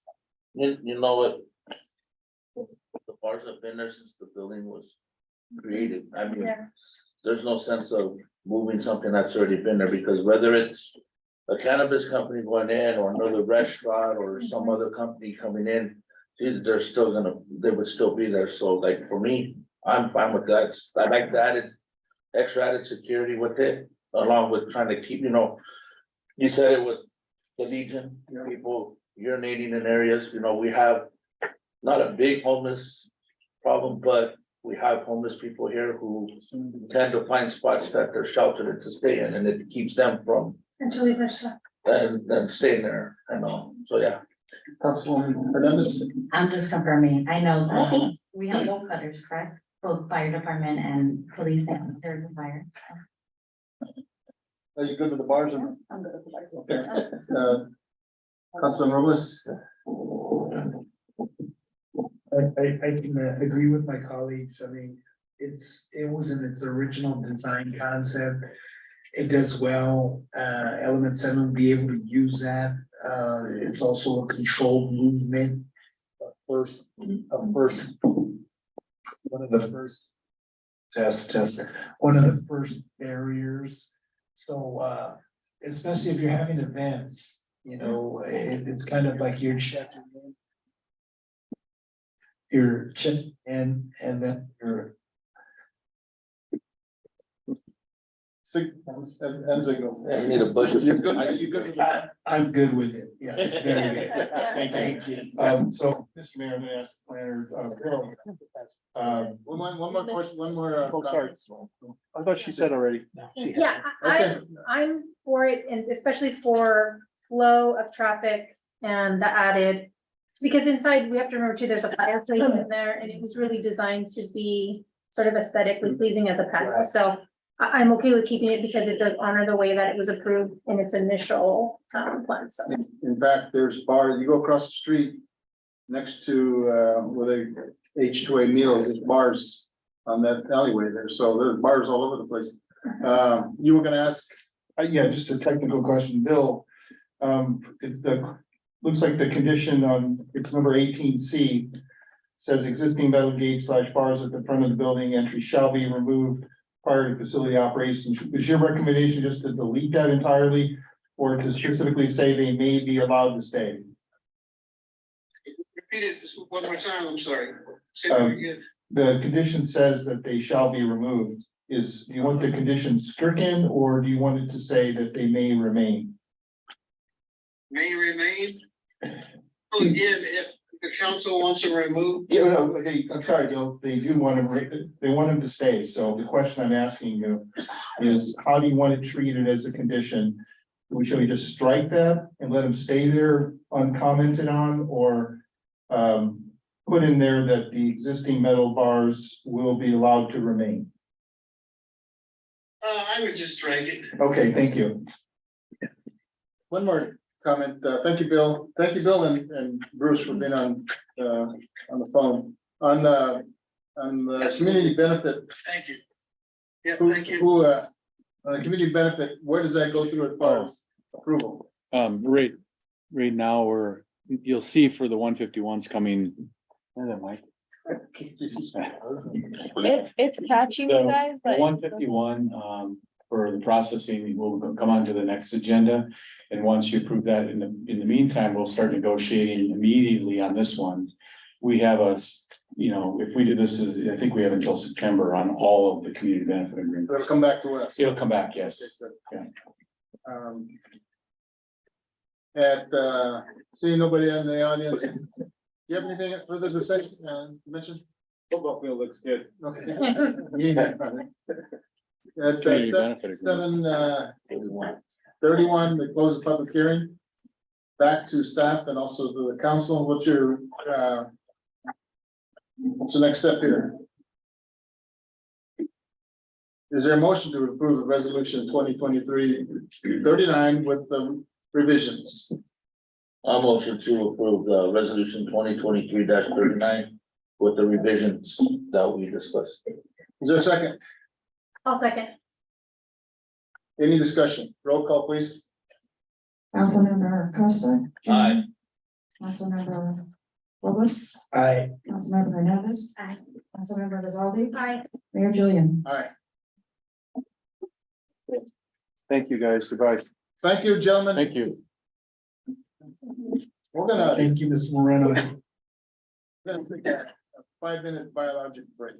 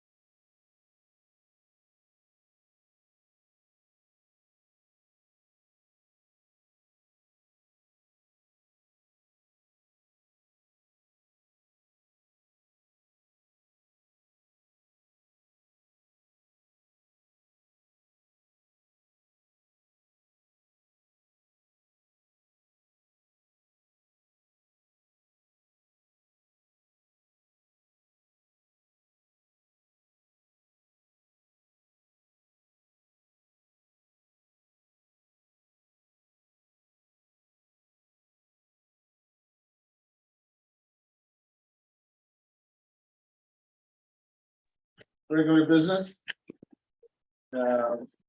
Chief Cash. Yes.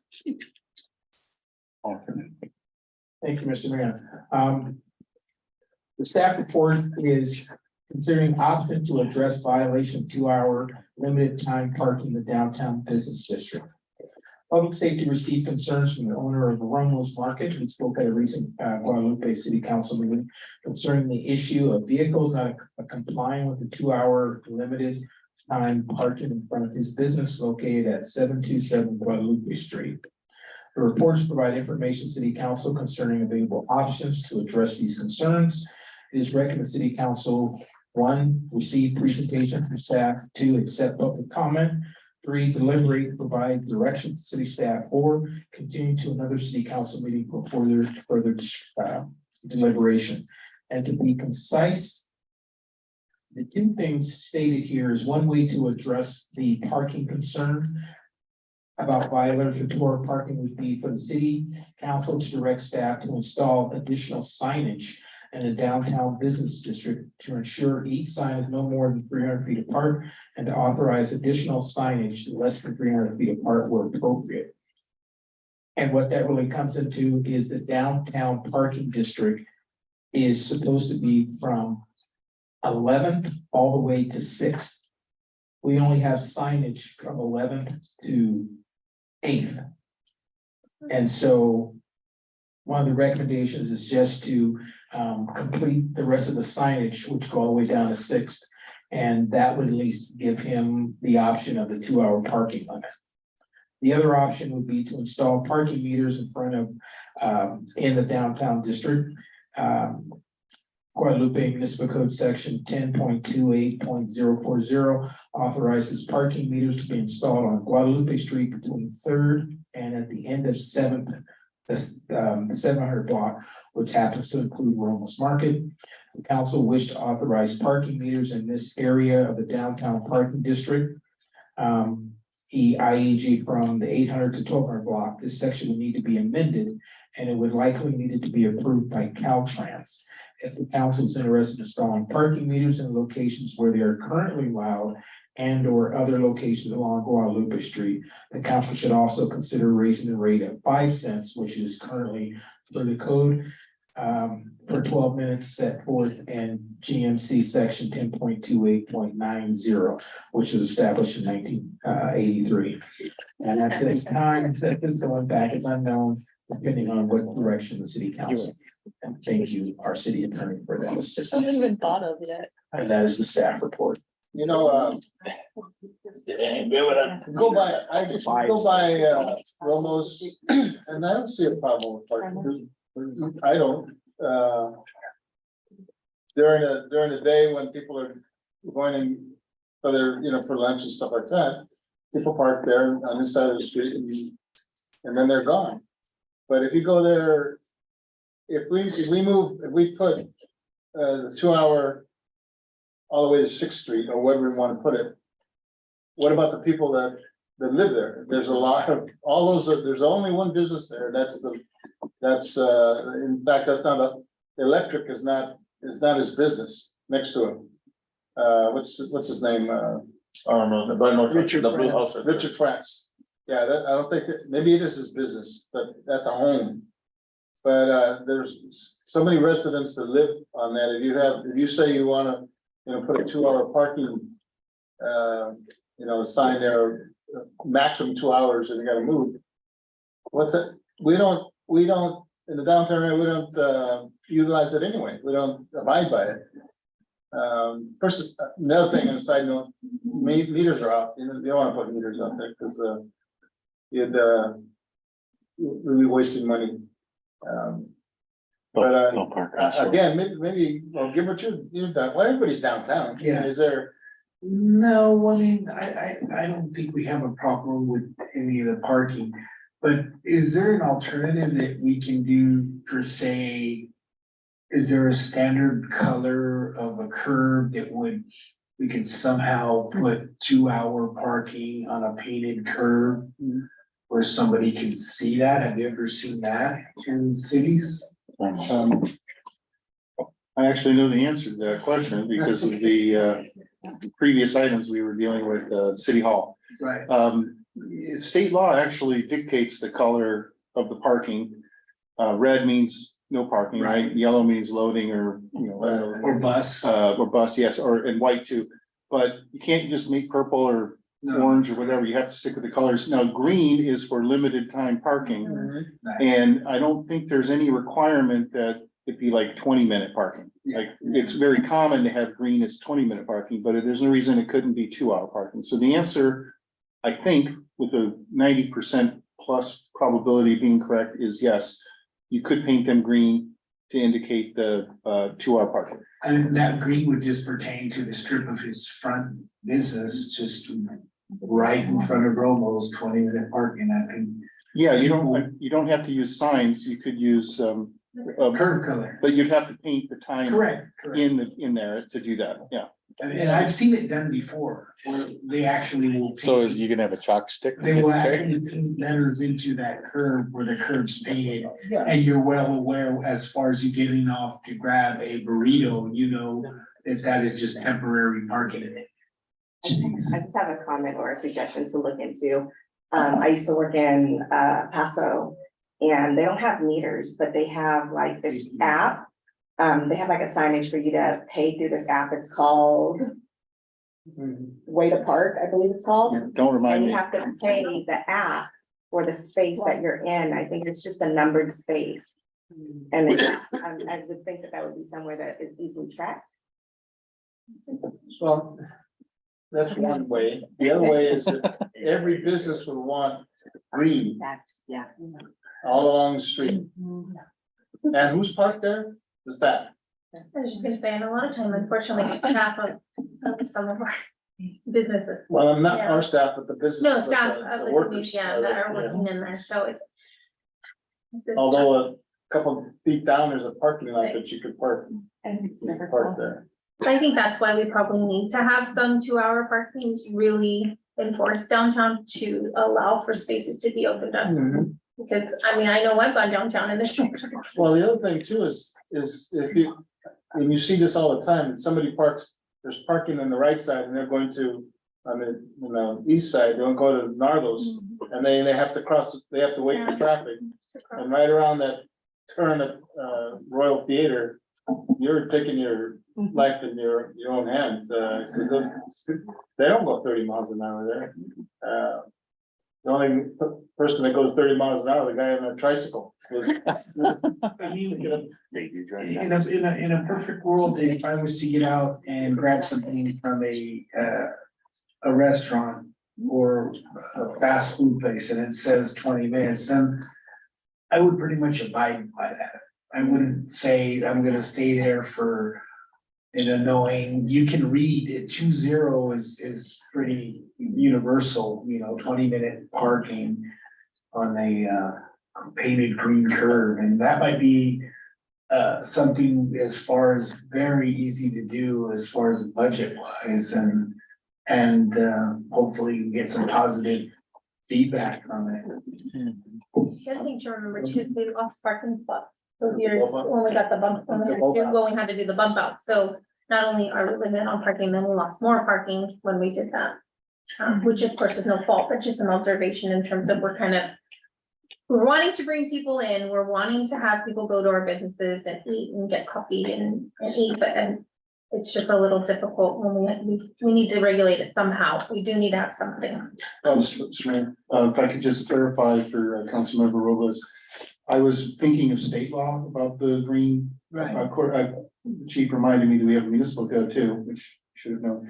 So within that 90%, I was actually wrong because we would have to put signage to do the 2-hour in the downtown, unless we change the ordinance about we would have to do an ordinance and then we couldn't just paint and ticket. Okay. Well, that's the other enforcement. Yeah, that was, I wasn't thinking of enforcement. We could tell everybody they could only park there for 2 hours, but then we couldn't ticket them. That doesn't do it. Yeah. Again, are we creating a solution to something that is not a problem? I would, the guy, as we may know, he sells 1,500 meals a day. taking it out to the field. And he does that in the back. 1,500. And it seems to me that there's, I don't know how many people he sells, burritos to, and there where they park in the front, but it almost always seems that there's nobody parks there all night, to me, but have you observed? It is unique in the sense of it's semi-stuck in the middle of residential. Because if we did the signage, it has to be both sides of the street. And if you look on the east side of the street, that's nothing but residential for a block from at least after Lobos all the way down to Sixth. Those, and so they would be affected. And where would all those cars And go? you have Airbnb across the street. Yes, so would it create more of a problem? I always look at the aspect, you have to look from historically and culturally, what fits the area. People have always kind of just, at least since I've been here, it turns around fairly well. It just there have moments when it's crazy. Early in the morning, you got the field workers coming in and everyone's trying to get their early morning coffee and food to kind of go, and that stays busy. But throughout pretty much the rest of the day, it's turning over. I sit out there for about an hour and a half. There's actually 2 parking spaces, enough for 2 cars on that. And it's never been really filled. It's usually one comes up and it'll stay for a while, then another one kind of comes through. But the other parking will stay all day. If you look toward the residential areas on the east side of the street and further south, they're pretty much there all the time. There's no issues there. We don't have any problems like really occurring there. And I don't know what precipitated this issue with the Roma's Market complaining. Because I'll be honest with you, he does pretty good business on a regular basis. There's great turnover. So for us, it's never been an issue.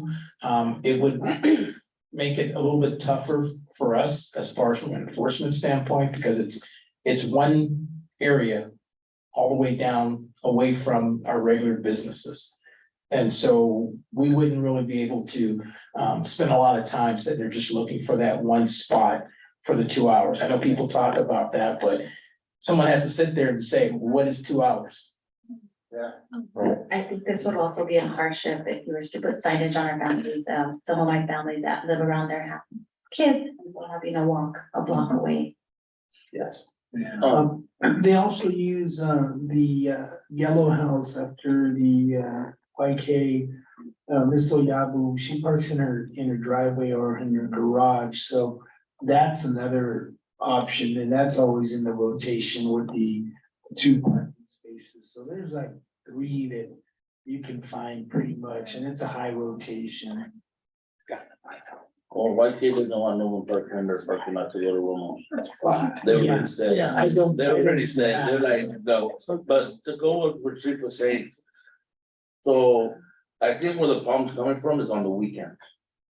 Because that was the same thing. I got approached by another business owner about a year ago, about the same thing right there around the area of Masatanis and all, that the people living in the apartments were parking and their car was staying there over the whole weekend.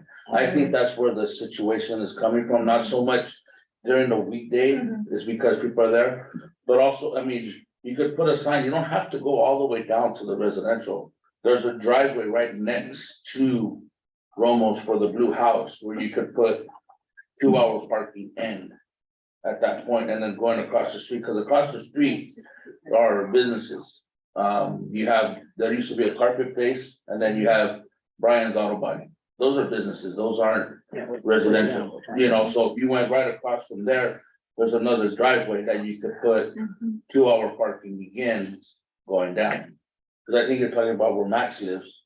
He has that big driveway, but right there at his driveway, you could put a sign that says 2-hour parking begins going out, and you're not impacting the residential side of the houses where they would be having to limit their parking for 2 hours. It would be right there, but I'm thinking a lot of the issue is during the weekend when people are, because you have the houses there and they're needing parking, so they're parking, like you said, close by, so they're parking in front and those cars might sit there for a few hours before it moves and they're open in the morning to start doing their business.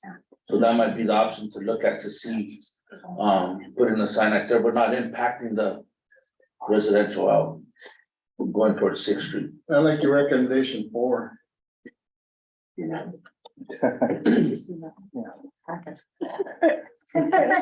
Do no harm. It almost needs to be, again, if we enact a 2-hour parking all along that, everybody's gonna be tweaked. Well, we could do the permit parking for preference for merchants and residents, but that'd be a pain to administer. That's why we didn't want to bring it up. There is a 2-hour parking in front of the post office. I'm That's just another gonna can of say, I know worms. people that don't start it. And people, it's just disregarded regardless. There's 2-hour parking in front of the post office and people live across the street and that's their parking. Everybody to enforce it. That's a business. They don't- Yeah, we don't have bodies. Advisor. Let's hire a parking. Well, I would recommend we continue to another council meeting that's. Unless it comes back and says, what are you guys doing about it? And we'll say, well, Hannah doesn't want us. I can agree with that. I don't know so much, like, you know, I know you're off on the weekends, but if, you know, I'd like to see. Really? Hey, I'm trying to give you the benefit of the doubt, right? You know. Can you take an extra shift? Sure. He's always been begging me to I would go ride just with him, so. Scope it to see if maybe that's when it is happening on the weekend, Sure. you know, it's. No. Yeah. Meet me.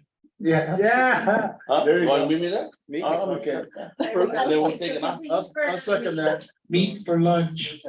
Can we just table this for further or just, You just table it. We should have offered an option to just, table it until, okay, we could we continue. don't need to continue to another meeting, in other words, if you don't want to.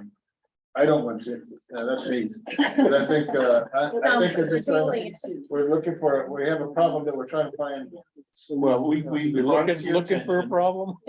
We brought it to your attention. If there's further complaints or more complaints from maybe other people, we can bring it back to you at a future time, but. So basically, you're directing staff to this, are you tabling and directing staff to bring this to you again if necessary? If There you go. necessary. Did you get that, Amelia? Complaint call. There's- Yeah. Okay. And you guys are going to work on Saturday, right? I heard Yeah. one. I heard they were buying. We can rotate our staff every other, department. Yeah, I heard that. We heard that. Yeah, but I don't have the training for it. We'll go to item, 12. Item 12? Yeah, What's your pleasure? anybody want to add to this? To June's? No, I told, let, June Todd looked know. pretty good. Yeah. Announcements, item 13, I have something. okay, It's not really an announcement, it's more of just for people to keep him in your thoughts. Joe Harris, our commission chair person, he was actually in the hospital I believe this weekend, and he was released on yesterday. So he's home now, but he does have to stay on bed rest for a while, so just keep him in your thoughts. Sure. Thank you. Sure. Sure. Also, that's. He's not that, Amber. Bill. He's my friend. There's All right. nothing confidential. You guys want to talk, not guys, but you wrestling, you want to bring that up? Somebody? Great article in the Santa Maria Times. Yes, I'll let Hannah, I'll let Councilman Macon, give us, the update. She was there, so from the stands, she can Ooh, no pressure. play by play. Said this past Sunday, Mackenzie Bobcats had their last matches it was a tournament for end of the season. They did excellent. It was a long day. Coaches got on the bus, I believe at 6:15, and I don't think we were home until 8 o'clock. So it was a marathon of a day. The kids did great. Overall, I think the program has been immensely successful for Mackenzie. the students that they've served, the success that they've had. I was just sharing that I felt, just observing the team from beginning to end, you saw the kids be more confident and build camaraderie, and so to see that sort of success budding is just extremely fun to watch, and I've been so impressed with the whole program this year, so they did an excellent job. In fact, it was very exciting. How many medals did you count? Do you remember? No, I didn't. It was quite a bit though. They came home with a lot of hardware. It was really impressive, so it was great. Like Jill mentioned, that news article in the Sunday Times is pretty awesome. So. And we have Mr. Robles that really, councilman, that you took up a lot of space there talking about it, which is good. So. I think we need that, right? We need the cheerleaders in town to build up these programs and remember that, you know, we're better together and stronger together. But I really think that your coaches led well and really fueled that success. Gene, anything? I'm gonna take Hannah's thunder right now. Uh-oh. Say, come to opening ceremonies next Thursday for adult league softball. Are you on? We got 17s. I was I know. informed and can't wait, so it'll be awesome. I'm playing. All right. Okay. All right, good. Know how to track you up. I sup on that bye week, sir. I sup on the bye week. There's 17. I know, you'll have an odd. Yeah. an odd Well, have a bye week. Yeah, there's a bye week. I sup. No, don't need to. I'm ready. Are you pitcher? Pitcher. First base. Yeah, I'm when excited. he plays first base, I get it right past him, so they moved him back to pitcher. Gene, just get your KT tape and your hot, icy hot or Lucky Tiger Bengay, all of the above. All the above. Bath bombs. There you go. Christina. Santa Barbara, BC Centro from Santa Maria, now known as Santa Barbara Move, has been at Mary Barron for the past 2 weeks with the local third graders. And so I've been on my Mondays and my hour lunch breaks working with the children. I think I've helped 15 kids at least ride a bike. Today there was a child that she was just struggling. And if you think about it, it's like the basic thing just to get on the bike. Sitting on these bikes, many of them were just crying. It was too much for them. I felt for them. This was my 3rd time with this student. Yeah, it's horrible just for a kid not to be able to sit down comfortable. It was too much for them. What grade was that? 3rd. Oh, wow. And so they couldn't even just sit down on it or just move their feet. That was just too much for them. Beyond, they wanted to have a nervous breakdown. This child, it was her 3rd time today, and I was like, we're gonna get it. And so she was moving, and I was like, you just gotta keep pedaling. Don't stop what you're doing. Pedal 10 times. So she pedaled in a circle, and she did it. She stopped. She looked at me in the eye. Her eyes started gonna cry, and I'm like, oh my gosh! Everybody started cheering her. She's so excited. She started crying. I had to join her. We're both crying. It was so excited. So Santa Barbara Move is a nonprofit in Santa Maria, and anytime you guys see them, tell them thank you. And they are looking for a location, hopefully, in the near future to try to move to Guadalupe because they see that need. And what they're gonna do? I mean, do they want a business or they? BC Centro, Right, okay, so we're looking. they would love to have a place here. So Stephanie Kraus has reached out to them, and they just said, you know, I need a location, I need some helping, and so I think they really want to move here, which I think would be a great addition. They've been doing it for the past few years now. Yeah, Coming up to the school with the kids. and it's the- amazing Yeah. how many kids don't know how to ride a bike. Wow. Yeah, don't have the opportunity. Because Adults. yeah, that's Mind blowing. I know. I lived in Fresno, I was when I was going to school, there was a black couple that lived next to me. She was probably 65. And she couldn't ride a bike. So we had to show her how to ride a bike. Oh, she'd never learned how to, not that she Never- couldn't, never- she just never You learned. never learn how to ride a Wow. bike. Yeah, man, that's great to have that confidence building, so thank It you. is, I think it's such a positive thing. I think it's very. Last Thursday at SPCAG and Air Pollution Control District meeting, we are to meet, you and I with, Marge, who was SPCAG director, so she's trying to figure out, you're busy, so I'm busy, so we'll try to figure out a time to meet, she'll meet with us here, so. All right, any, discussion No. from staff? No. All right, we'll adjourn to closed session. Is there a motion? I'll move to adjourn the closed session. I'll second. The motion is second. All those in favor of the motion say aye.